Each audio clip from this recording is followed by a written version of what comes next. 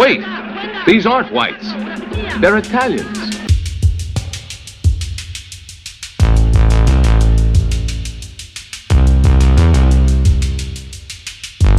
My cough is too hot. This glass fills like to the brim, so then you gotta take a couple sips to lower the levels. Burn your mouth. Burns the tip of my tongue off every time. Turns the tip of your dick every time.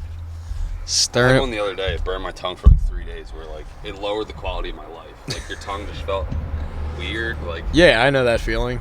Actually, there's a nice little bonding thing that Yussel and I had, where I want to say it was Nick Mullen, maybe another comedian. He made the point that for like a good period in his late 20s and early 30s, he couldn't taste anything correctly because he was a little too enthusiastic about when pizza was like hot and fresh and ready.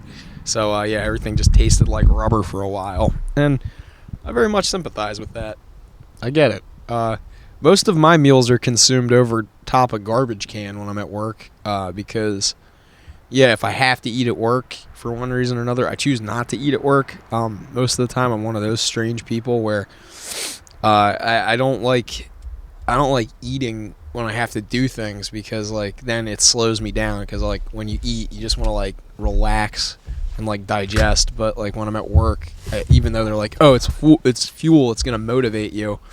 Yeah, it's not like that for me. I'm a little different. Like, food makes me tired. That's what I'm saying. Like everybody's like, you eat at work, you need the fuel, you know. And it's like, no, I get sleepy. I turn into a sleepy boy, and I don't want to be working all tired and like feeling like I have a walking hangover because I'm fucking full.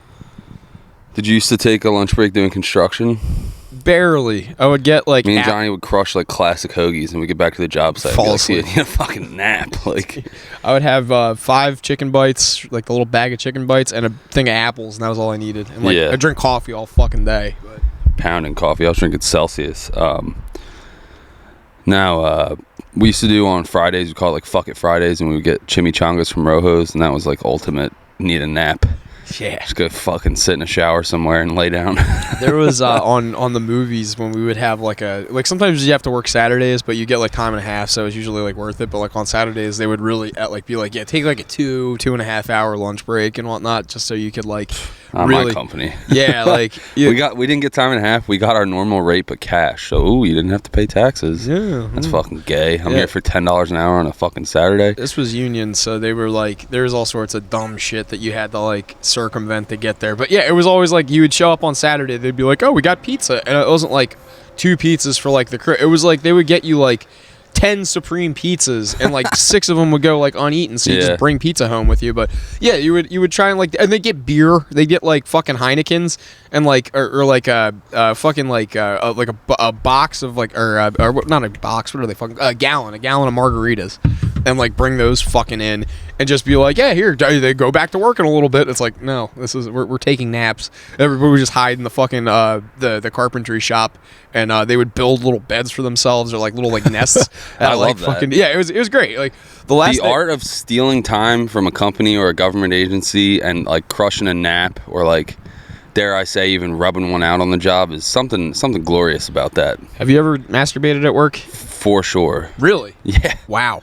Okay. Yeah. That's one I haven't. I have a joke about it, but I haven't actually done. I used to say, not like a commonplace, but when I was working 18-hour days the one summer, it was like sense. That was my treat in the middle of the day. Go to a porta potty and spank it. Go to the bathroom at the dump.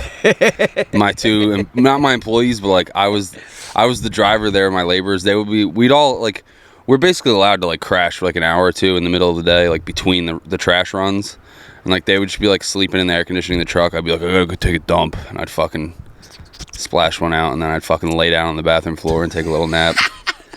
Yeah, and that's what kept me going through the summer. That's a good. This podcast is sponsored by Pornhub. Masturbation. No, that's some routine. One of our buddies, just when we were younger, would talk about how he'd rub one out at work, and I'm like, you're crazy. And then I found myself in the same position, and I'm not proud to admit, but you know, you got to be honest on the tooth. And yeah, I've rubbed it out at Public Works when I was a trash man with my trash gloves. And on or just in trash glove hands? I would wash my hands. Okay. I'm just fucking around. My dirty trash glove hands. Ew. A greasy helmet. And then once or twice at the storage place. I just went into a storage unit, laid down on the concrete floor. Didn't even have a smartphone. I'm going off flip phone, like, sex messages. Yeah. And, like, potato camera level pictures from my girlfriend. Of a blurry, like a pixelated nipple. Yeah. And that got me by. Gets you through the day. That also makes you want to nap at work. That does make you want to nap at work. That's another reason I haven't jerked off at work. It's like I really want. We're 3 minutes in and I'm talking about jerking off at work. That's crazy. No, so I never jerked off at work. Cut this. I don't want that on there, dude. I never jerked off at work, but I did. Joe has jerked off driving down the highway. I have jerked off driving down the highway, but I've thought about it. I had a joke that I used to say when I got I quit working at Vanguard Events, which is that marketing place where I was harassing people at Sam's Club. Hey man, is your cable expensive? Do you want to switch it up? One of those type. What were you slocking? That was where I was pretending to be a doctor. I've talked about. You were selling like skin cream. Yeah, it was like some just topical cream. Usually it's like a cable reduction plan. So that was the same company. I've talked about this on here, but like Shane Gillis ended up where I thought he talked about it on there. Yeah, he was the guy who was doing bath fitters. That was one of the departments in our company was like the bath fitter thing. He was going like house to house. Well, no, there's tiers of it, and he got in at kind of a later stage of it. I was like the earliest stage, and I'm not talking about like stages of like the company's development or whatever. I'm talking like they do it in like it's a complete disambiguation of like a regular functioning company where it's all like subcontracted out, but like the subcontractors aren't subcontractors, they're marketing companies. So the verbiage and legality of some of the things that they do, like some of their practices become like very shady. Like it's not like you're just lying to people most of the time, and that's like what he illustrated really well in the bath fitter thing, because it is like you go into Home Depot, and my step of the way would be I would be one before Gillis, where I would be at like Home Depot. You'd be trying to book people. Once they got booked, he shows up and tries to sell you on the job. Well, not even like, so they would probably give it to a third party company like that is like under Home Depot. So Home Depot would reach out to these people and be like, "Hey, you talked with Bath Fitter. You want us to send the guy by when he's in the neighborhood?" And they probably like signed or like automatically had some kind of disclosure agreement or something like that, so this guy can like legally walk up and knock on your door because you signed off on it or something. But then that's where Gillis is. So he's like one after me. Like I've already done my spiel and gotten paid. Like now he's the next leg where he's like, but it's like they make it so fucking like convoluted and whatnot that you end up like I said, like he had no idea what he was doing. He's just like, they give me a laptop and send me to these like geezers neighborhoods, and they're like, that'll be $35. Feel bad. He'd be like, don't buy it. $35,000. Let's go. Like, it's like, no. And they'd be like, that's a terrible deal. And he's like, yeah, I don't know. I'm just sorry. Don't buy. Let me go. He's like, I felt so bad. I was like talking them out of it. Like you kind of have to. It's like if you have a conscience in that game, it's like it's not made. But like anyway, the whole joke, the joke that I was doing was that I knew I wanted to get fired from that place, but they won't fire you because they have such a high turnover rate that they keep they desperately try to keep you there. So my joke was like, to get fired, I was going to tell my boss, like my boss pulled me aside, and this literally did happen one day. She pulled me aside to go, "Hey, you need to manage your time better at work."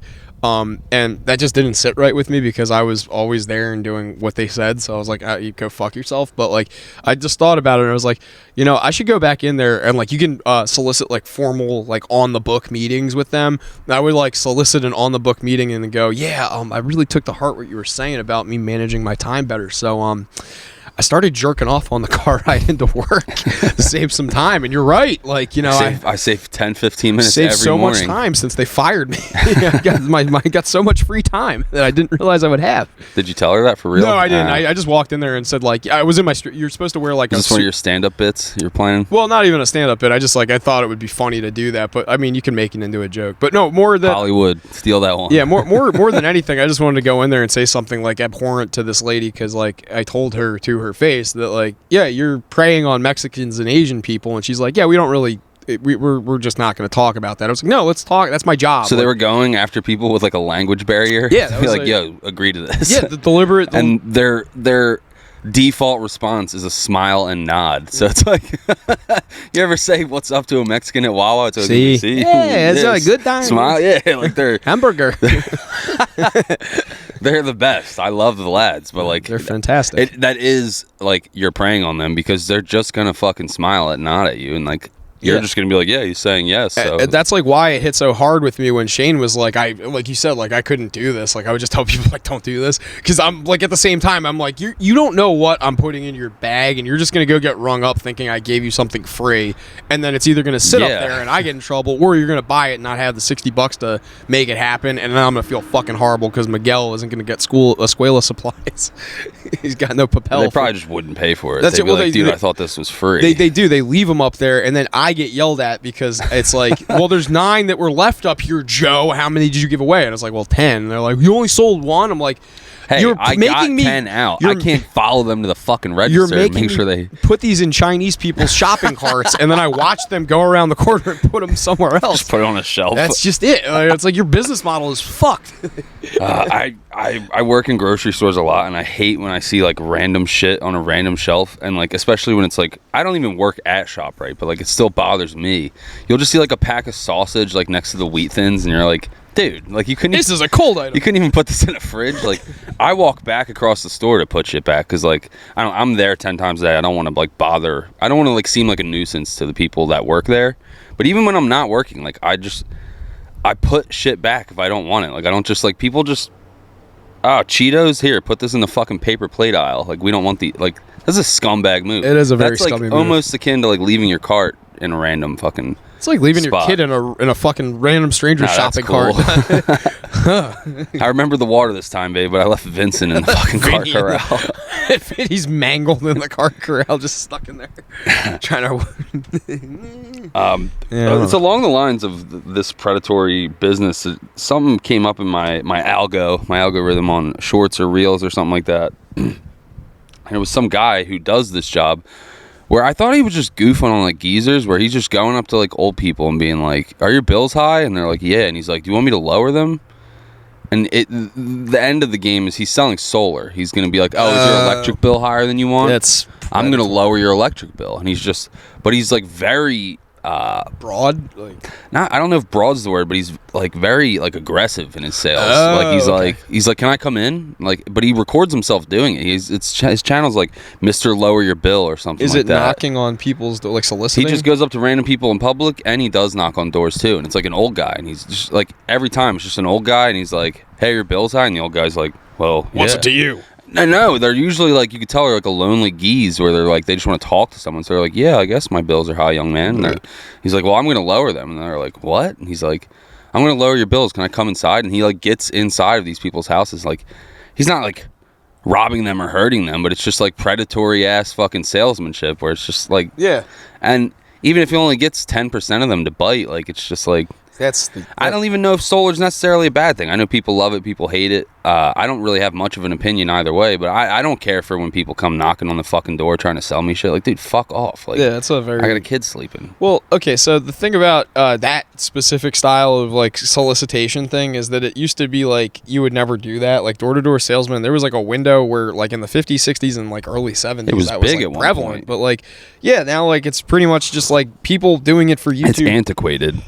No, it's not even YouTubers. They've been going around Upper this past week or two. So Anderson Windows and Solar. Well, what I meant though is that you see people on YouTube. It's like mostly like YouTubers and then fucking like Mormons and like fucking Jehovah's Witnesses and shit. That it's like so. I've had all three in the last week. and they think that like because it's like, oh well, they're doing it, so I can do this. It's like no, it's like you're still not supposed to solicit people like that. You're not supposed to bother somebody into buying your product. That's the reason that camera's up is because there's a new church. It's like a blank building across the street. Like, make a left onto 50. I know exactly. It used to be like a MMA gym or something. Yeah.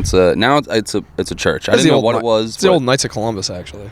Yeah, a couple years ago it was like Upper MMA or something. No engine braking, sir. That's a Jake brake. Quit, knock it off. Kid's sleeping. I don't think they're supposed to engine brake. No, they're not. There's big signs all over the place. Like, don't do that. Yeah, one of their fucking jerk-off guys, Tina was home alone, and it, like, spooked her. Some guys, like, pounding on the door, and I'm like, it's probably just sales. And she's like, I want blink cameras. I'm like, they're gonna fucking protect us from the door-to-door salesman. Like, she was like, she watches ID channel 24/7, where it's just like, I'm like, that's just, oh my god. So she's got, like, random murders just implanted in her head. Why and she's like, she's like, these things happen in small towns. I'm like, when's the last time you heard of a random murder in Upper Township? She's like, yeah, but it happens. I'm like, sure. It does. But 90, like, you have a better chance of getting bit by a shark or, like, struck by lightning than some random intruder coming to our rancher with an attic. Like, we're not in some fancy house. We're in the fucking boonies. Like, you know, she's like, yeah, that's where it happens. And I'm like, okay, like, maybe, but the door's locked. Like, the guy, he just knocked twice. He left a pamphlet in the door. It was like, come to our church. Like, yeah. Like, I don't know.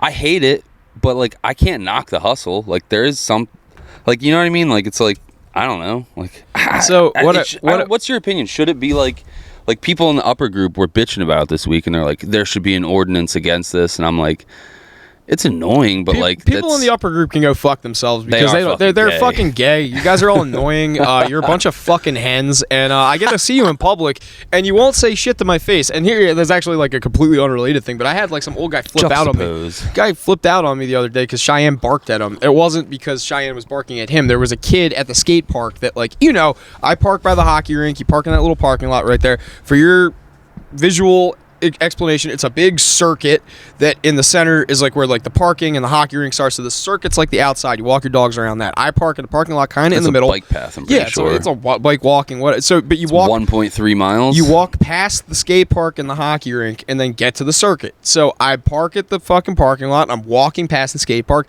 Some kid skirts out and the dog doesn't get like spooked or anything, but she notices this kid and starts like getting like ready to, you know, like I don't know what to do. And I'm like, he made a loud noise. Like, come on. But we turned the corner. Was it on like bike brakes or something? Like, no, he was on a skateboard. He just made that noise. He just fell. Like his board just made a loud noise. I got you. Like he wasn't doing it intentionally. It wasn't like he was trying to scare the dog or anything. He just fell. I just figured he was like screeching tires or something. Yeah, exactly. Yeah. He like fell or like the board kicked out. Skateboard or whatever. Wheels make that weird. They do. They're loud. It like makes like a honk fucking noise. Mm-hmm. So that scared or put the dog on, I guess, heightened alert. But then there's like an old man who's very geezed out, like, you know, has a back like a question mark, taking his dear sweet time. And is he walking a fellow canine? No, he's just out for a stroll. And the dog, who's already annoyed at like the skateboard, sees this guy and starts going like, not like just like rough, like, you know, like, give me attention. And the guy just like looks at me and goes, and I wanted to be like, dude, fuck you. And like, go, as if you have any control of, like, the dog is scared. Your dog's on a leash. She's not an imminent threat to anyone. She jumps around. Like, I can give him that like she does jump a little bit, but it's not like she was lunging at the guy. It's not like she's off leash. Yeah, and it's like I had a barky fucking dog, and it's like, I don't know. People weren't usually put off by him because he's smaller, I guess. But like, pump him. Yeah, but like, it's still like, it's like, how do you want, like, I get training and whatever, dog discipline, whatever the fuck they could say in retort to this, but it's like, I can't fucking control if my dog barks or not, like, short of like a bark collar or something, like, you know what I mean? Like, I'm not doing that to my dog. I don't want my dog getting zapped because she's being a dog. That's fucked up to me. Like, I'm not doing that. But like, if I was living in like a more urban area where it was like this was keeping my neighbors up or something, it'd be one thing. But no, like, I'm not putting a shock collar. You're out for a walk in the middle of the day. Yeah, it's like, and like the fact that my dog got scared, I'm sorry, but you don't need to fucking like try and put like people down because it's like their dog's just being a dog. But I know for a fact that this guy probably went home, talked to one of his grandkids, was like, some asshole at the park had a dog. It was completely out of control. And his like, dog almost attacked me. Yeah, and like there's gonna be like some fucking, not like me necessarily or not this specifically, but there will be like fallout from people being like, yeah, people at the park are being way too fucking cavalier with their dogs. I don't need that. That's why I'm not on Facebook right now. I have no desire because I don't need to hear Karen telling me how to fucking live my life. I have I did this not by mistake, but I solely did this because I didn't want the race spoiled for me yesterday. So I went on the settings, and on Facebook, YouTube, Instagram, TikTok, any social media platform that I might get a notification about the race, on the off chance, Twitter, Reddit, all of them, I turned off notifications. And by coincidence yesterday, I was just on my phone like 10 times less. Like, yeah. I didn't check Facebook till today. Like, I didn't want to check anything because I didn't want to spoil the race also, but I'm just going to leave the notifications off because those apps purposely send you, like, if it's like Steve Barnhart commented on your fucking photo, okay, that's fine, but it'll just send you and be like, you have a notification. Ashley Smith posted. What the fuck does that got to do with me? Like, and it's just to bait you into these apps. Twitter does it too. It'll be like, Kyle Larson posted on his Twitter. Why the fuck do I care? Like, that's got nothing to do. Like, they just send you baseless notifications to try to get you on the app. Once you get scrolling, they're getting ad money because every third post is an ad on like every fucking platform. So it's just like, I don't like that. That's predatory in a sense where it's just like the algorithm's gimmicking you to waste more time on this fucking app. Exactly. It's like, if it's got nothing to do with me, don't send it. Like, well, I have no notifications now, and I don't click on the apps nearly as much. And it's a beautiful thing. There was a guy that was on Rogan's podcast that was explaining the philosophy of slot machines and how Facebook and Instagram, TikTok, all of them have the same thing where it's like the sensation of like refreshing is like similar to like spinning a slot machine reel, but also the way that like a slot machine can entice you is it makes noise, it's loud, it's like you walk by it kind of has like every 3 or 4 minutes it makes like a so that you look at it. Facebook doesn't have that luxury because it's just sitting here like this, and you can silence it. So like the most baseline thing that they can do is send you a notification just so that your phone lights up and you'll be looking in that direction. Yep. And if it's like anything where you recognize like, oh, that's Facebook, I'm gonna have a more like, oh, Steve posted a picture, let me check this out, and then you're on there for 10 minutes. And even like, so for me, I would let it go so long that it would just get to like 35 and it would just be like, Facebook sent you a notification. I'm like, I don't even care. I know this isn't something specific to me, but it's exactly that. It just wants you to log on there so that you can scroll 3 posts to get the ad revenue going. And like, yeah, it's even bullshit. if they make a penny, if you scroll by one view, it's like that shit across the world fucking adds up to them. So like, it's brilliant on their part, but that just, social media is fucking. It's more. Everyone says like, oh, there's a pro to it, like it connects people, but like. The short of like connecting with your old cousin from like you haven't seen, like my grandpa touched base with cousins he hadn't seen since like the 60s. Grandpa like, touch cousins. That's cool. Touching out. That's like the one positive thing is like reconnecting with an old friend. Like, oh, you might, I know you're not going to, just an example, you might bump into someone on there that from college you haven't talked to since fucking film class. It's just a stupid example, but like that's the only positive thing. Like I might say, hey, what's up to my buddy from hockey camp in 2010. But short from that, most of the people on there is people you interact with in real life. You don't need to like get that highlight reel of their life every single day. Like it is a real massive time suck. Like, and I'm addicted to my phone, like 100%. But the gig apps do the same thing we've talked about on here, where they literally like purposely they sound like slot machines. Like a DoorDash order chime sounds like a slot machine. They hide tips, so you're basically gambling on small paying runs because they're like, oh, there might be like a $10 hidden tip on this. That's gambling. That's not fucking contracting. That guy exactly said that. He's like, it's not even that you want to gamble; it's that you're gameizing your income. Where it's like you used to have like a built-in thing like salaried work like was a lot more prevalent than gig or hourly work. Like regardless of how you throw it, it was like salary work like 50, 60 years ago was a lot more stable and like present. Like you would find a job that you do, you work your way to a salary position. Make $50,000 a year. You fucking you're there like, 7 to 3, and it's like done. And it's like it's like a routine. But like now with the option of gig work and like the option of also like hourly pay, cross platforming too. Like between the two of them, you now have the incentive within your own gig work app. Do I want to do Uber Eats or DoorDash? And now you have or both at the same time. Most people are running 3 or 4 apps at the same time. And it's like you're gambling not even on the outcome of it. You're gambling on like who's going to give you the best order. Where it's like it's not even outcome or like it's incentive based to the call to action rather than the actual execution. If that makes sense. Where it's like you've become so you're so ingrained with now you're gambling with your time. Well, you could sit there for an hour and nothing comes in, and you're just sitting there staring at your phone like, come on. It's like no whammy. Like, I stare at Instacart 10 hours a day, and I might take. Lately, it's been really bad. I might only take 3 orders on there every day, but all day long, I'm like, come on, $50 batch, $40 batch, like something big where it's going to eat up a lot of. I have a $200 goal, so I'm like, I'm praying for a 40 or 50 to eat up a big chunk. You know what I mean? So it's not gambling, but I used to tell Instacart, it auto refreshes now, so they'll just pop up. But when I first started 2 years ago, you had to sit there and keep refreshing, and there would be this little wheel at the top that spun like a fucking loading symbol. Yeah. So you're just sitting there refreshing all day long. And I said to Tina, I used to say it all the time, this is the most boring slot machine. Like, this is just me praying for a $20+ order to pop up, and it's like something comes up, you're like, oh, and it's $7, and you're like, fuck, and you're back to just sitting there like, it's the same. it taps into that same. Well, the gig apps are purposely addictive so that you stay out longer because it's like, oh, I might get another big order. Like I'll be out there till 2 a.m. just like because late night sometimes I get a fat $20 tip. It might happen. Like, and then I logged off the other night. I hit my goal yesterday like early, like 2 p.m. I'm punching out, going to the boardwalk with the kid and the wife, and I log out of Instacart and there's some new message at the bottom. Today's my day off. I'm not working today. It says at the bottom, see you tomorrow, Jake. And it's just like all these little weird suggestive things. Like they send you the same notifications that Facebook and Twitter do. It'll just say, hey, it's busy now if you want to get out there and work.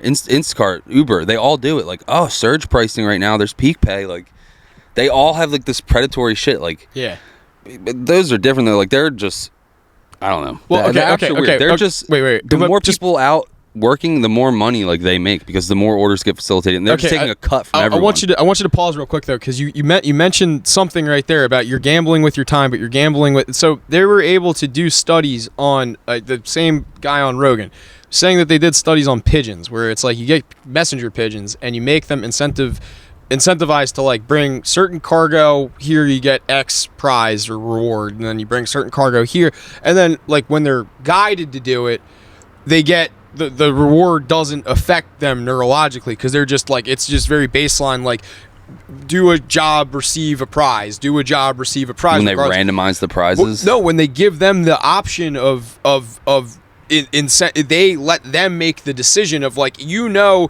that this is going to get you that prize and this is going to give you that prize, but we're not making you do that. We're gonna let you, like you said, not randomize the prize, but like let the pigeon make the decision for itself. Do you want 2 nuts or 1 nut? That's just it. They gamble. They instantly revert to gambling, and it's like almost like the second you give people that option. So they fulfill more messages, or no, it's not. They're more selective with what they do, so that they're not necessarily like it's like. Slightly different than gambling. No. Like, I'm doing a bad job of explaining it. You got pigeon A, or you just got one pigeon, and then you got like option A gets your reward A, option B gets your reward B. When they make the pigeon, they go, okay, so you only have the like isolated incident. You're taking option A to reward A, and then that's going to get you reward A. Then same thing, isolated option B to reward B, and you get reward B. But when they don't isolate it, they leave the pigeon to its own devices to be like, do you want to take, you can take either of these messages or take nothing or do whatever, but like if you take option A, you might not get a reward, and you take option B, you might not get a reward, or you might get double. They start prioritizing what they prefer the reward to be, but it's more geared towards like what they want the outcome to be a certain thing. So like natural, like the way he was saying it ruins pigeons is like, think of it like humans, where if you know that I could go to job, clock in 9 to 5 and make $300 a week, that's your option A. But when you're left to your own devices, it's like you can make that $300 guaranteed, or you can make $1,000 this week. But depends on your week. But you have a 1 in 10 chance of making that $1,000. Which are you going to do? And apparently the pigeons, when like left with like something that is analogous to that situation, they always go for the gamble. Yeah, they always go for the gamble, and it turns them into like, because there's like stability is fine, but like when you already have a baseline, it's one thing. When you're completely out on your own, and like you're doing this for income, like I gamble, but I don't gamble for income. I gamble for fun. I don't think you're gambling on it. I think you're a lot more pragmatic with it. But there are people that I see where you're like, this guy is multi-apping. He's out there 12, 15, 18 hours a day. Literally me. You're more grounded with it. Like I see people that are way fucking wilder with it, where it does appear like gambling. I probably work like 10 hours a day. But there really are people out there pulling 16 hours a day, 7 days a week. I force myself to take 2 to 3 days off a week. Like I try to keep it within reason, like type shit. But there are people who, and I see it on YouTube because I follow like a bunch of gig tubers. I started following them too after my trip to Philly. A lot of them, they're making money off YouTube. They're not out there 10 hours a day. But there are people who don't have as many subs. This is one guy in Hawaii. He works like 16 hours a day. He clears 6 figures. He's making like $150K. But it's like there's no work-life balance. And like when left to your own devices in this line of work too, like you can really throw your work-life balance completely out of whack. Yeah. Because of that gambling thing where it's like, well, if I go home, I'm not going to make any money. But like if I stay out, I might get a $30 run. Like it's this weird. It's on a smaller scale than just A and B. There's a lot more variables. But it's along the same like line of thought. That's like the whole experiment or the whole like explanation was just that there is giving people the option, you will tend to gravitate more towards gambling. I don't like when you're in a job. Now, if you're making $150K a year salary, fuck it. But I'm saying when I've worked normal like square like. You show up $11 an hour, you're going to make $350 a week, whether you like it or not. Like, I don't like having like a cap on your income because it's like, it kind of stunts your performance. And I notice it while I'm working. I'm not getting paid hourly. I'm trying to churn out as much orders per hour so I can maximize my hourly pay. But when you run into fucking people making $15 an hour at a Taco Bell, it's like, there's no incentive to perform. Like you're gonna get paid the same no matter what, as long as you're here and breathing. Like, and you do enough not to get fired. I don't know, like if that's the right way to put it, but like, it just creates like we were talking about like finding a good spot to nap on the job, or it's just like, fuck this company. I don't care if I'm making some rich guy richer. Like I totally see that side of it, and I don't like stunting my fucking like. Yeah, you might get overtime or something, but it's like knowing what you're going to make. Like, I kind of do enjoy the gamble of, I am a pigeon. Like, I kind of enjoy the gamble of a tip. I'm not calling you a pigeon. I like the not, like, and when it works against you, it sucks. Like, I set out to make 200 a day. When I make 300, I'm like, this is awesome. When I only make 130, I'm like, this is what, like, the slow days really do suck fucking dick, but I like not knowing how the day is going to go. Like, it's just something, and yes, the job's redundant. I'm delivering groceries in fucking McDonald's. There's nothing glamorous about it, but I'm saying I like when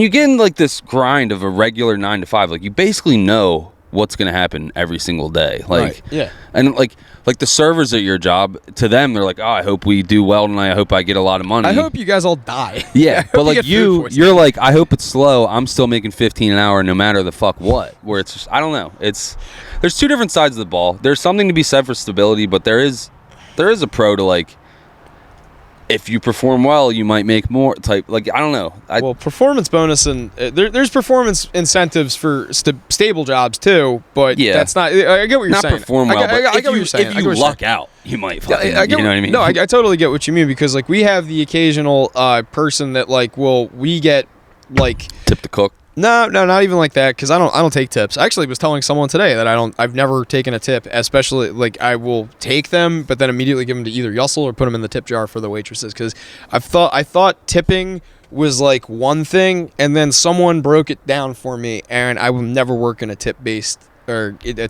industry again. I know you do. I'm not trashing it or whatever, but no, go fire away. It's okay. So I tip really well.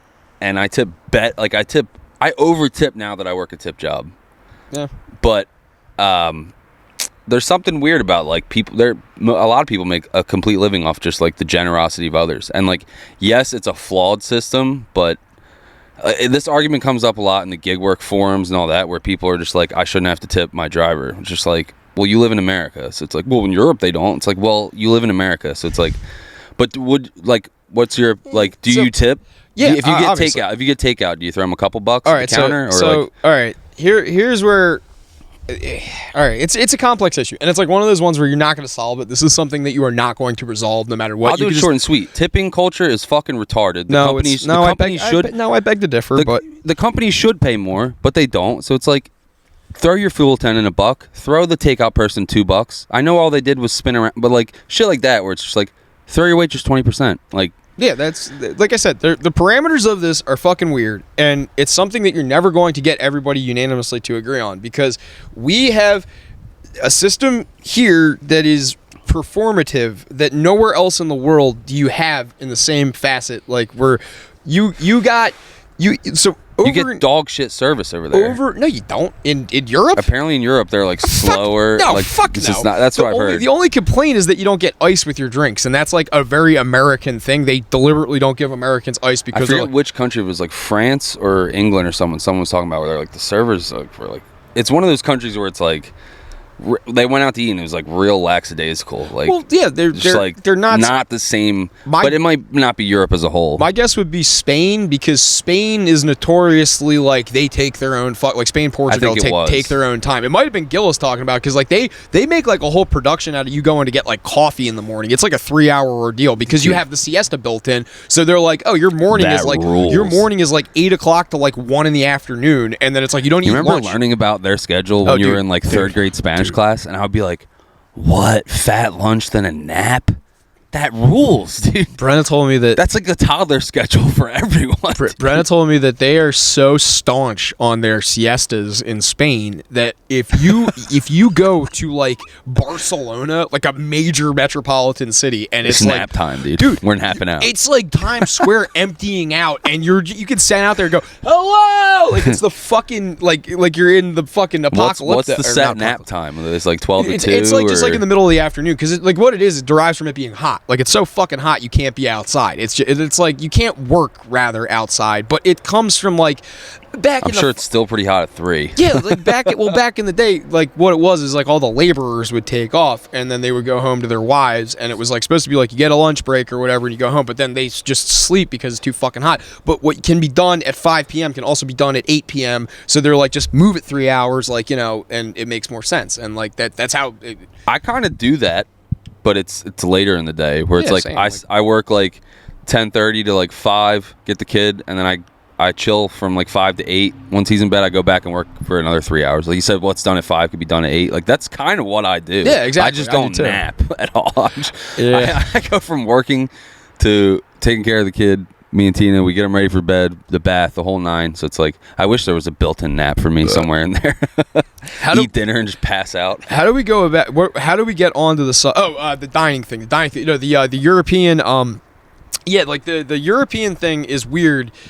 They're not like lackadaisical. I have heard you have touched on something though, because I've heard the same thing about like British pubs. Like you don't like you go to the British pub to get like a snack. If people treat it like some beer nuts or like some French fries. No, like like a shepherd's pie, like something that's like a small isolated like a meal, but like something that's like you can just fancy a little snack. Yeah, like a bangers and mash I think is like a popular one. They like the old fucking kebabs and stuff like that, like stuff that's like bobs. Yeah, like it's stuff that it's like supposed to be nashi, but yeah, they said like when you order from like a pub, unless it's like a pub where somebody's like, yeah, they have really good food and you're like going there for the cuisine, yeah, just like stick to the fucking like French fries and the fucking potato chips and whatnot. Like don't go like fucking the equivalent of like strip club food in the States. More like Denny's, like I would say, like Denny's saving pennies. Not Denny's. Where has a bar these days? Like what? Like because I would say a diner. Like it's like closer to a diner. Like but a diner eating Lavari's food. Sort of, yeah. Lavari's suck. Dude, I was there yesterday. They sucked. Oh, the man. food is so bad. It's not good. Great fun place to drink on a Friday night, but Lavari's. Your food has sucked since 2007. You guys are dog shit. I don't know what's going on. They're on a Dave is in the fucking Facebook group every fucking day. Oh, come try our specials. Your food stinks. It's so bad. We got takeout there like 3 months ago. We're like, hey, we were trying all the local taco haunts, try and find like a new like somewhere place we could order from twice a week that's decent. There's nothing. I have to drive to Seville or Marmora. There's nothing out here that's decent. Maybe that CJ's burger spot will be good when they open back up, but that's been 5 different things in the last 2 years, so who gives a fuck? Yeah. This little diner here is all right, but no, it is not. I'm trying to. It's not bad. It's not bad, but it's not good. It's like it's a diner. It's so fine. Dirty though. Yeah, it's so dirty. It's a greasy spoon. It's not a greasy spoon. It's like the whole place is greasy. There's 2 old broads in there like smoking cigarettes inside, dude. I like it. Did you meet Teo yet? I've only been there once, but I like it. Teo's the chef. He's the owner. He's the Greek guy that owns it. And he hates the customers more than I hate the customers. It's very funny, but he's a nice guy. He just does not like if you make him work, he gets very very salty. And Tina's in there like asking like, oh, do you guys have goat cheese? Don't do that. Like, what? Don't stick to the staples. Like, we got American or provolone, honey. Well. Okay, so I want to explain the tipping thing because the tipping thing is really like it does get me like hyper because I tip, and much like you, I don't work in a service. Well, I work service industry, but I don't work in a tip-based like an incentive-based. But you have. You've been a pizza guy before. I've been a pizza guy. I've been a bartender. Like I have. But here's the thing: James was the one that laid it out for me, where his dad and him were like so good at laying out for what a tip is supposed to mean. He said that at its inception, TIP was an acronym. to ensure prompt service. And you would do it before your meal came. And it was like, you know when Jimmy, or De Niro, I guess, like walks into the fucking club or whatever in the beginning of fucking 100%. Goodfellas. You throw a 20 in everyone's pocket. And he's just like, keeps the guy for $100 to keep the ice cold. Like, it's like, that's what you do. That's what it's supposed to be. And then it's you saying up front that I know that your establishment is reputable. I know your establishment is trustworthy. You're sanitary. Because it's like a sanitary thing more than anything. Because like every bell and whistle that is in a restaurant that is like, why do they keep the wine glasses upside down on the rack? Why do they have low boy fridges for fish but high fridges for like soups and beans and like there's a sanitary order of operations that everything goes in, and bars were like one of the most egregious back in the day. So a way of you proving transparency that you're getting the alcohol you purchased, that you're getting like you're just something that's not going to kill you or make you go blind because they're refilling the bottles under the fucking bar, like a way of you being like, I know that you're establishment is reputable. You dish a 20 out off the rip, and you're like, what if they're not? well, no, I'm just saying that's what tipping is saying. It's like a mutual, like, I know you're reputable. Please give me the service like that. I'm showing you the respect. Please show me the same respect back. Like I'm giving you financial respect. Could you please give me like customer service respect?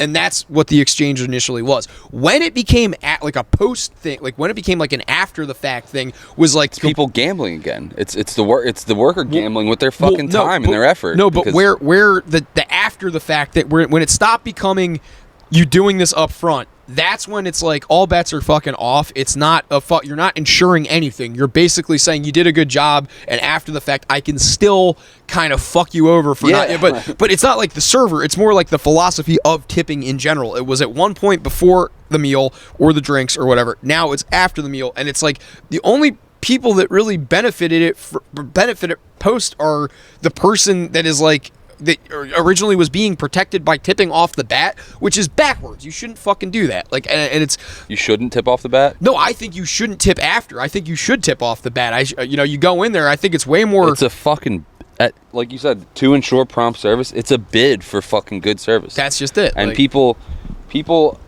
like shicey customers with DoorDash always argue like I shouldn't have to tip up front. Like da da da da. And it's just fuck like you. You shouldn't. You should get your own fucking food then. Well, and it's.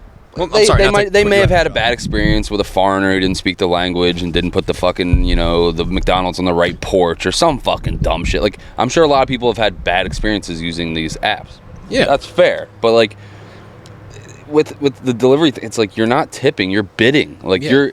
If you're 5 miles away from the restaurant and you tip $1, that's showing a driver a $3 fucking bid. It's like...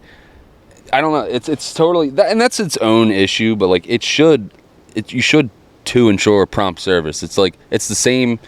I don't know. I like tipping up front too. Like, so what I said. If you tip a fuel attendant, do you tip up front? My grandma used to say like give him the $2 off rip, and it's like I just give it to him at the end because it's like all they're doing is like filling the fucking tank. I don't really tip fuel attendants too much, but if I was, I would probably do it after. But like I said, like I'm not perfect. I don't buy into the system because I'm like somebody that tips don't affect my bottom line. At the end of the day, they do for you. So I understand where you're like.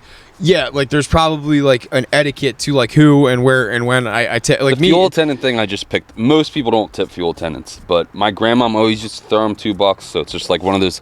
I've always done that just because like that's what she told me. You know who I tip, and I do this out of habit because my grandmother also told me to tip this. But you know when you get your money changed from checks or chips into money at the casino. I usually don't tip them. I tip that person whatever the difference is, like all the big bills you keep, and if you have like singles or like like let's say I buy in for $200, I cash out for $5. Like I'll break a $5 and then give them like $3. Like I'll tip dealers if they give me one of those pink chips. I just slide it across sometimes, but not always tip dealer every hand.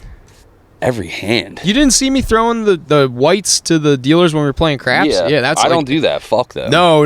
That's how you get them on your side. Remember when he told I'm playing blackjack or roulette. I don't give a fuck if they're on my side. No, they fucking that you want them on your side. I don't gamble. Like, I understand. If I'm winning, I'm more prone to tip. But if I'm losing, I'm not throwing this fucking dealer a $5. I'm trying to carve my way back. This is the exact same argument that I'm having from your perspective, though, because I'm like, I don't eat out. I don't understand why these people would even fucking like bother fucking getting getting DoorDash in the first place, where you're like, why are you tipping somebody that's taking your money from you? Where it's like, where you're like, no, people like need it out of necessity, and now they're creating a They bidding make war. Good money though. It's totally different. Who? Dealers No, are making $20, $25 an hour. No, yeah, they do. No, they're not. Union, they have No, benefits. no, they are not. Yes, they are. There's a huge class action lawsuit with MGM right now about this exact thing. They were getting underpaid. The entire fucking Borgata was getting underpaid for the entire last 2 months, to the point where payroll had to get fucking someone from. I was under the impression dealers were making They make solid money. They make dog shit. It's all tip based.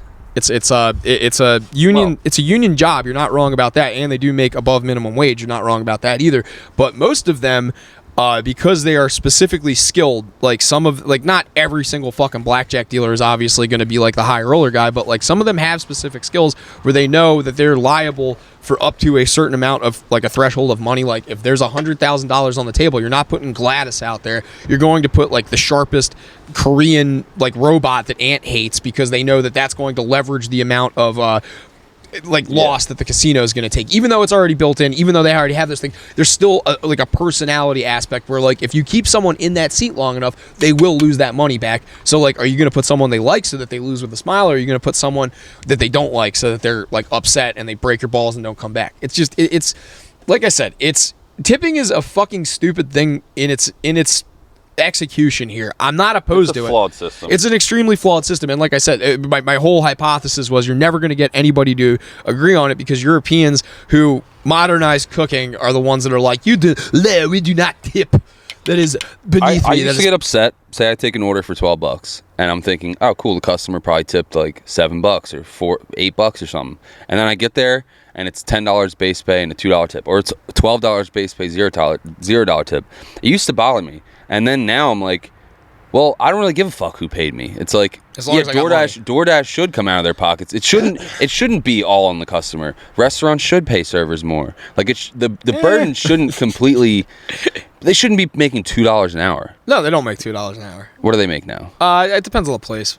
I thought it was $2 or $3 an hour. Well, it used to be. It used to be that you would the way that you would circumvent it is that they work. I'm just saying, like, the customer's already spending money with your business. It's like you shouldn't also rely on them to pay your fucking employees. But like, that's true. That's how it works. So it's like, until then, I usually tip most, like, barbers.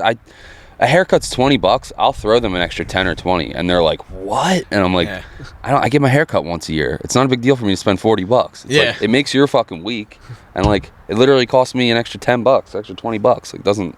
No, I don't know. I like that you and me both have the annual haircut. Like, yeah, I literally am like once to twice a year. Twice if someone dies, once if it's all clear. Like, I was about to be like, it's a wedding or a funeral. It's like one of those two. Or if it just gets too messy where you're like, all right, I got to deal with this. But usually something prompts the haircut. I have one other little tidbit, and then we can move on. Just a fun observation about tipping too. I know a lot of my life experience on this show comes back to strip clubs, but very. Have you ever jerked off at a strip club? No, but I did get jerked off at a strip club. Nice. That's even cooler. Yeah, it's better. But yeah, the tipping thing there, it makes the most sense to me. I think that's like one of those few jobs where your tip is very much based on your service. And there have been times where I have not tipped strippers, and I've paid them their base pay and their house fee, and then they've been like, cough it up. I'm like, no, I'm not giving you any extra money. You were horrible. Yeah, it shouldn't be expected. There was a Korean chick, not one of the Korean tranny whatchamacallits, the ones that were at volcanic eruptions that looked like dudes that were like linebackers. That our buddies got tugged off by. Yeah. The ones with like six-pack abs and like fucking traps and shit like that. I told our friend about that when I saw him in person, and he was like, "What? no way." And I'm like, "Yeah." And he's like, I could see him scrolling back in the mental Rolodex, like, did they have Adam's apples? Like, he's just like, he was down himself. He's like, I guess I just learned something about myself. He's like, they were kind of tall. Like, he was like rolling back through trying to figure it out. He was like, no, they had huge tits. I'm like, implants. But the one I was with was like a normal petite sized Korean chick, and she was giving me a lap dance and doing a thing that, like, you know, if you're gonna look away, don't make it seem like you're looking away because you're in pain. It means at least pretend like you're having a good time. Not even pretend like you're having a good time. Pretend like you're present in the room.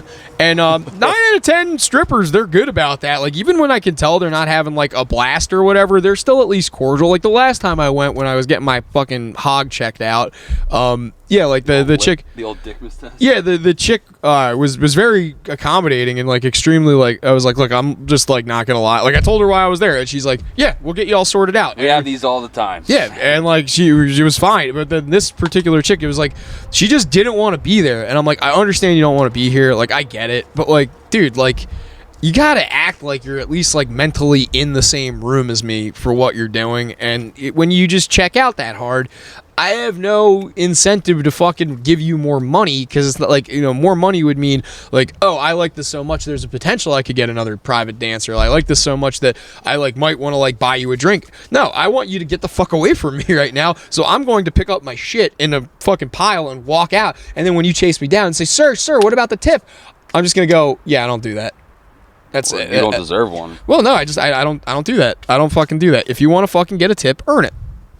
It's easy. And there's a dozen other girls out there that will earn it. So don't fucking act like your shit don't stink, especially when I could smell it 10 minutes ago. My lap still smells like it, but no, anyway. Yeah, that's just it. That's the only... A little bit of a different line of work than like the service industry, but I mean, at the end of the day, it still is a service. So. It still is a service, and they still are tip based. Like I said, I don't get fucking hung up on tipping people. I will tip. I will over tip 9 out of 10. Like not even 9. Like 99 out of 100 times I'll over tip. Yeah. There's very seldom. The booger I was served, I tipped on that. I tipped half because it was like I got bad service at Core Brothers yesterday, where the young dumb fucking blonde chick didn't like. I was like, can I get a vanilla and orange cone and a vanilla and chocolate cone, both with rainbow sprinkles, like, and she just like fucked both of them up, had to throw both cones away, had to redo it, and was like, what? And I'm like one of those like fucking idiots. And I still like, it came out to like $17, and I was like, I put the 3 in the tip jar, like, you know. Yeah, it's like I had horrible service, but it's like, I don't know. Do you ever deliberately under tip? Because like there's like I said, seldom I won't tip outright, but I under tip. No, I've gotten bad service at restaurants, and I still leave 20%. I've tipped $1 before. That's like always a pretty like like $100 meal. This was pre-COVID. To me, 20% is under tipping for me. So it's like if I'm leaving bare minimum, that's like, which I guess isn't a good sign, because they're like, ah, cool, 20%. But like, I would have left you 50%. Because, all right, I'm going to Applebee's. It's $50. I probably would have left you a 20, but I left you a fucking 5 or a 10, whatever the 20, a 10. Yeah. It's like, I don't know. That's my under tipping, is leaving the proper amount. Well, and I don't sometimes. And if I'm angry or I didn't think the service was good, I tip based off the pre-tax on the bill. Like I don't tip off the final. Yeah. 99.9. I just go to the bottom, tip off that, but. I don't know. We were at like Applebee's one night, and the chick sucked, and like I literally left her 20 on the nose off the subtotal, and Tina was like, "Yeah, good." I'm trying to remember where the hell the last time I did the Dollarino was. I think I was down in New Orleans. It might have been when I was in Raleigh. I don't know. I was at a bar somewhere. No, I actually know where it was. It was last year when I went to Philly, and I stayed in Philly. I went to a pizzeria, and it was I went to Big Ass Slice of Pizza the night before, and I'm like, oh, okay, like this is the strip where all like the drunks are, like pizza. So Big Ass Slice was kind of fucking full. Went to the place next door.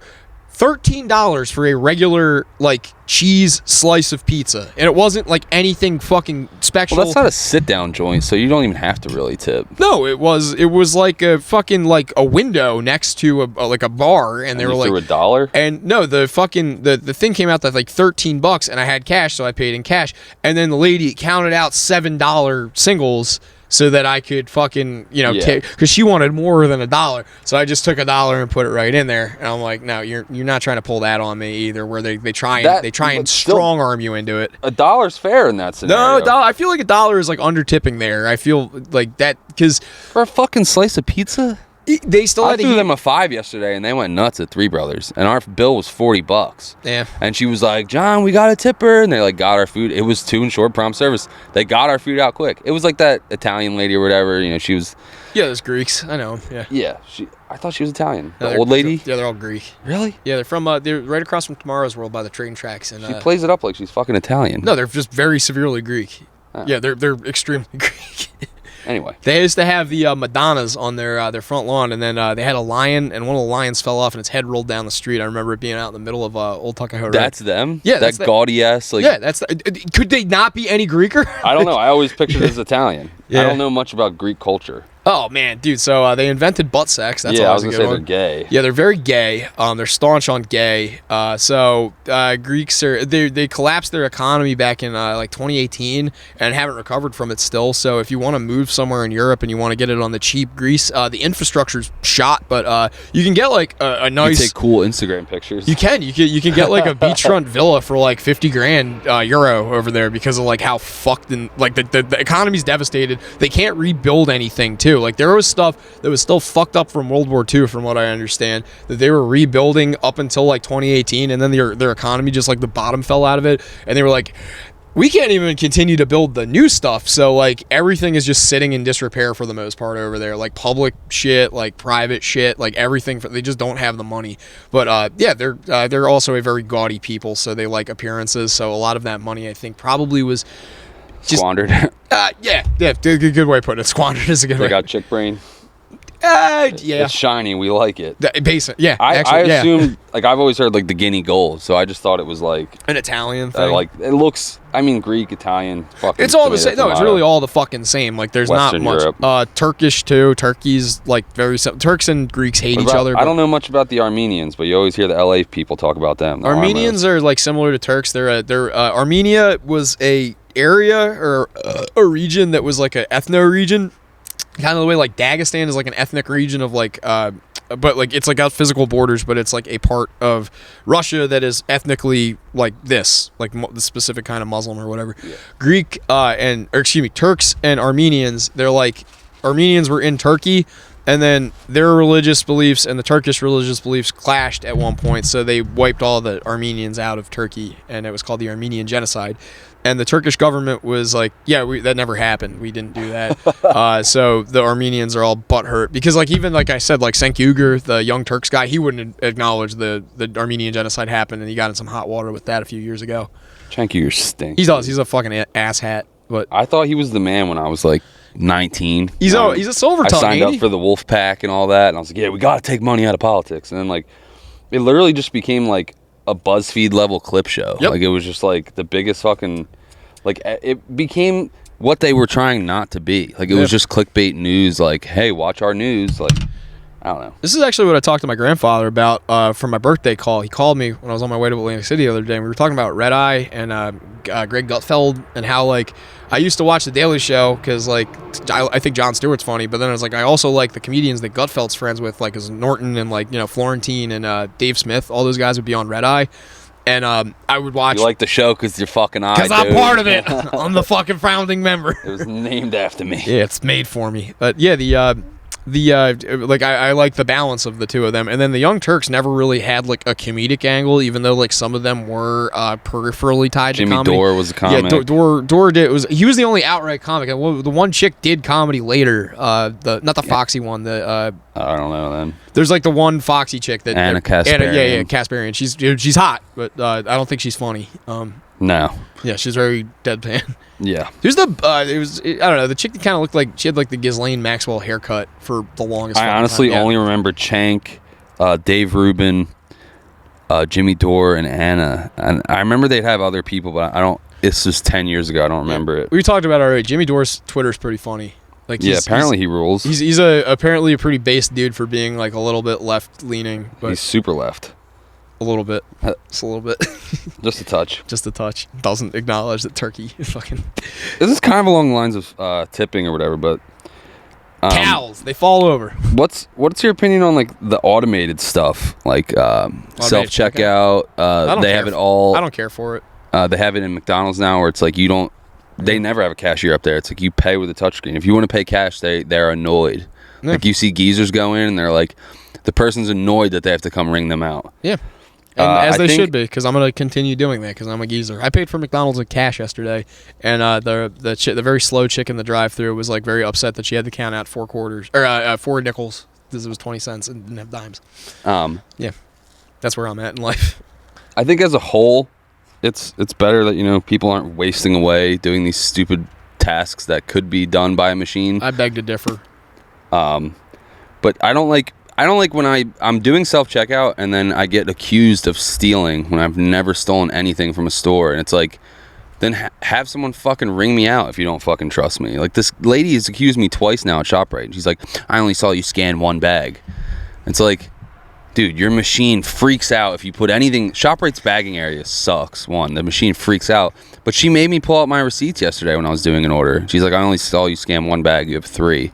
And I was like, yeah, it's a double order. I scanned 1 bag for this customer and 2 bags for that customer. And like, I pulled out both receipts, and she was just like, oh, sorry, they're really cracking down on us. But like, it's like the second or third time she's called me on the carpet in front of people, and I'm like, I said, lady, my tip is based off of a percentage. Like, I want to scan everything. Like, if you want to throw some extra shit in the cart, I'll scan it. Like, I want. Yeah. I was like, what the fuck are you coming at me for? Like, I'm here 20 times a fucking day. Just like, having a bad day, breaking your balls or something. She wasn't even like an outright bitch about it, but it was just like they're cracking down. It's like, you could have let this slide. Nah, it's just like I don't like the thing where it's like Walmart where you have to show your fucking receipt upon leaving. It's just like, that does open a very good can of worms for the YouTube rabbit hole. I've spent hours watching people refuse to give fucking Walmart employees their receipts and then get beat up by cops. That is one of my favorite things to watch. It's called like something auditing, where they're like, we're auditing our constitutional rights or something or another. Like, I've seen those too. But it's not like the people that go to like police stations and do it, because they're cunts. But like the people that go to Walmart and just like buy like something that they can put like usually it's like a Roblox gift card, and they just like put it in their pocket or put the receipt in their pocket and then try and walk out, and then like legitimately just like are like, I am not able to, or I don't have to conduct my business at a or it's like I can conduct my business. They have like a whole fucking like I'm a sovereign citizen spiel that about like the fucking why Walmart does. It's like it's just like, just show them the fucking receipt. Just don't even shop there. Yeah. Oh, I do. I show them the receipt there because I don't want to fucking. It's why I wore a mask during COVID. Like, I just don't feel want like the hassle. I don't want to argue with some fucking minimum wage worker. It's just like, so here's yes, was it bullshit? Yes, but it's like, I'm not affecting change by arguing with some pimple-faced teenager at Walmart. Yeah. It's like, I'm just gonna put the face diaper on and just get my shit and get the fuck out. Yeah. No, that's exactly. But you like you don't like automation. No, I don't like automation. I'm very Ted Kaczynski. Like, do you like a QR code menu? Nope. I want a fucking menu. I'm the same there. I want a physical menu. I don't like. I don't like checking out with a person. I don't want to talk to a fucking person. I much rather prefer it because it ensures that if there is somebody with a name tag in front of me, then when I go ahead and complain about whatever it is, I can be like, look, it is not their problem. They are just the person that dealt with it. But I spoke with so and so. When you're dealing with robots, regardless of if a person has to come in and circumvent the robot or whatever, I have just found that the technology never works correctly or to the extent that is marketed, and then it falls back on you. Somebody has to come in anyway and save you. So it's like, why are we even fucking around with this, boys? Like, the technology is just not there yet. Let's just fucking keep doing what we're doing. Pay a little bit extra, maybe tune down on the fucking research and development on the robots fucking department, and your fucking, you know, when corporate comes around, be like, well, what do you suggest for us to be more productive? Get rid of all the fucking stuff. The one that you always say is that you prefer not having to get the ear beating from somebody, or you get the fucking talking to. I find that I get more of an ear beating when I go to the self-checkout. Like, people will, I'm now forced into having a conversation, whereas like if you just go up to the little lane thing and you just look like you're in a bad mood or whatever, they'll just scan you and send you on your way. They don't even ask you for that. They'll just scan their own Price Plus card or whatever. That's been my overall experience with like that, the self-checkout. I always get the one guy down the end who wants to talk about fucking motorcycles and fucking everything. And I'm like, dude. Well, what I just like, I get nice guy, but no, I just get the like, automation is like a part. It's like a facet of the world we live in right now. People like technology because they're gay and they want everyone's like a hermit. They want myself included. They want things to be as immediate. They want instant gratification. They want their voice to feel not only heard, but like, you know, they want their opinion to be like legitimized or whatever. So it's like, if not only do you feel slighted, you need like a resolution to come from it or something like that. So like every step of the way, technology just kind of like hinders all of those like things, and it's backwards, and I don't like it. I don't think that we need it. I don't think that you need to have a robot ring you up when you could just have get senior citizens or people with Down syndrome or something like that. Like, it's the way that we've been doing it for fucking years. It worked fucking fine. You don't need to add a computer into this. Like, I think they're saving money. the source. Are they? Because they're putting all that money that they are into the same. It's not that they're saving money. They're just relocating that money to both the people up top making more. They're reducing the wages of the people that are lower because now their skills. You don't have to pay income tax to a fucking robot. I'm saying you don't have to pay benefits. Well, they're no, just saving like a ton of no, money. no, they're doing well. First off, you're misunderstanding corporate spending because corporate spending means that if they're not paying corporations not paying income tax to anybody, they're paying the people that are working for them are paying income tax. Well, yeah, but so as a regular employer, like my boss used to say, like he had to pay tax on the money he paid us. Well, him personally probably because he was a small business, but it's different for corporations. The corporation isn't a physical. It's like they're tax exempt to the point where it's like the reason that they're doing this is like you make a good point where it's like the income tax person. It's like, well, now I don't have to fucking fill out another W-2 or like I have to hire on like a couple of I-9s or whatever. None of that shit. It's like you are completely circumventing that. But the point it's that they can make like there is less skill associated with the lower end jobs, so you can get away with raising minimum wage. But you don't have to pay them to train or anything because now their job is just going to stay at like a stasis baseline thing of like, well, you never have any incentive to go up the corporate ladder because that job is like now just managerial. Like you're not going to get there, so like you're just going to be a baggage chick at fucking ShopRite for the next 15 years until you get a degree or you quit. And like it's very like corporate and shit. The reason they do technology is that you, like you said, they don't have to pay somebody, but they also make more money in that they don't have to pay it back into the company. They can just they're able to take a profit off of it because they're doing research and development. I don't know why I'm doing such a fucking bad job explaining everything. I want to get to the NASCAR segment, God damn it. I've had it on the front of my mind all day. Yeah. Just to put a bow in, like it's just, I don't know. It's not like conspiratorial, but I don't know where I'm going with this. Yeah, I was going to say, can I take a piss real quick? Yeah, sure. Take a 5. They don't want us to work, man. They want to enslave us to the robots.